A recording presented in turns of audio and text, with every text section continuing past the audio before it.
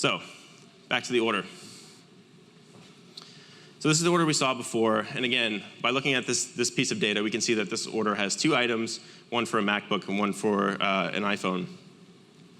And again, we can see the visual representation of the relationship between these pieces of data. We don't need to go looking in different tables. We don't need to think about foreign keys and primary keys. Everything that we need to process this data is right here.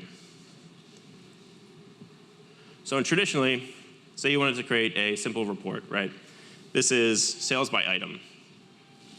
And traditionally, you would split this complex data that we saw a second ago. We'd split that up into different tables. So you might have an order items table, an orders table, an items table. Maybe you have a table with some metadata about refers. And so this would be a fairly straightforward query to query sales by item. And you'd have to do a bunch of different joins here. You'd have to join to all these different places to get the data. And essentially, you're doing the reverse of what you already did, right? You're taking complex data, you're normalizing it, and then you're denormalizing it for for reporting at query time. So to keep your data raw, we still needed a way to encode it to be able to access it and run queries on this data. So this is what we call encoding, and this is actually what a raw encoding looks like. So this is a little bit of a sample of a BigQuery schema that matches to the order place event that we saw a second ago. And we can see now a few key things, right? So we have the items field here. We can see that it's of type record and of mode repeated. So in BigQuery, a repeated mode means that essentially it's a list, it's an array. So we can have many of these things in the data. A record is an object. And we can see that each record has a few attributes. It has item name, unit price, quantity. And these things have data types. So say we've encoded the order placed event that we saw a second ago in BigQuery. Now we can write a new type of query, a more expressive query. So here's the same report to get sales by item. And we see that we actually don't need to join anything. We have event-based data. We have all the information we need to actually write this report in the same place. And we can use dot notation. So BigQuery offers this dot notation. And you can see that here it says items.item name. That allows us to select the item name. So again, this is a much more expressive query. It keeps all your data in the same place.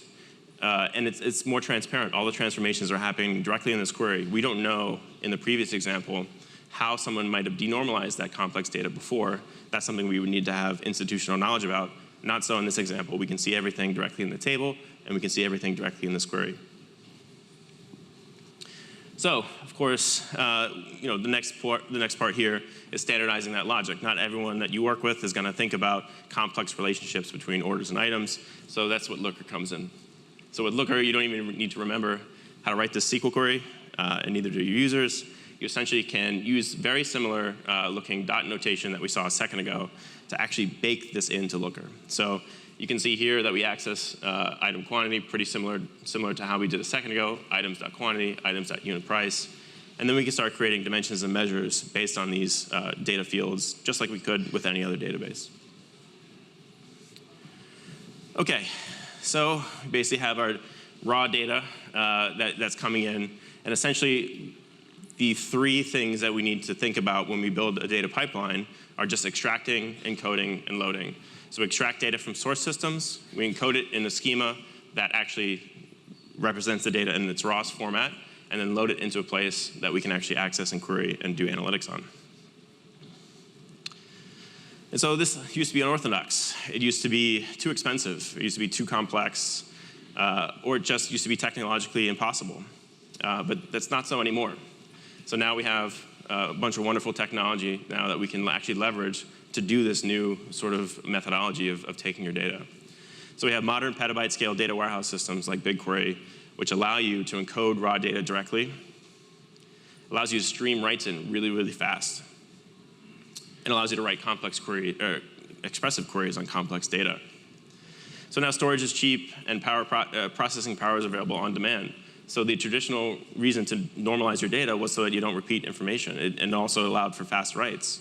But now in this new sort of technology world that we live in, we don't need to worry about normalizing data because we have fast writes, and we don't need to worry about storage because we have cheap storage.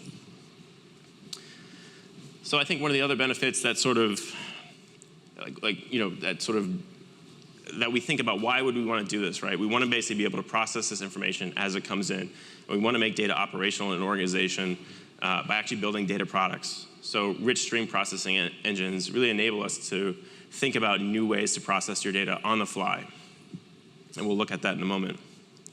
And then Looker. So Looker came around, and now it standardizes transformations at query time. So even queries on complex data really are transparent to business users. That's abstracted away. And so everyone in the company can really access this complex data.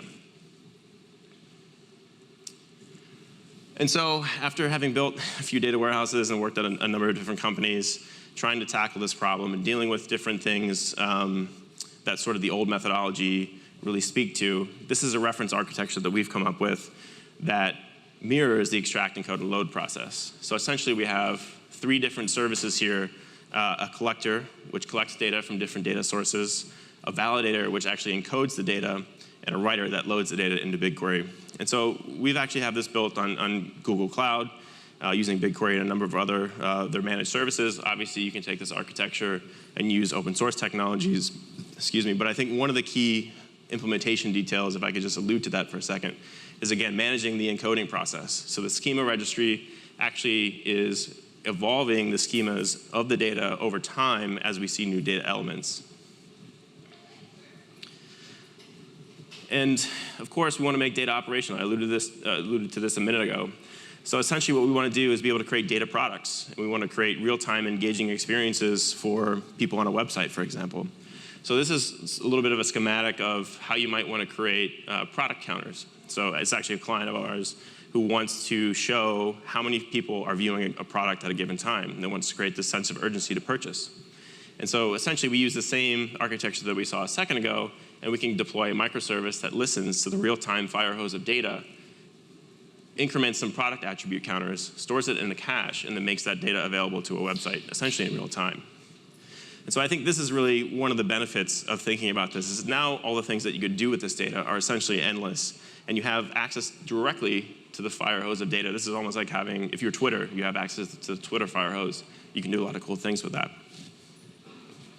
So we're going to be at the demo bar, the Genius bar, so come by and check it out. We can actually give you guys a demo of this.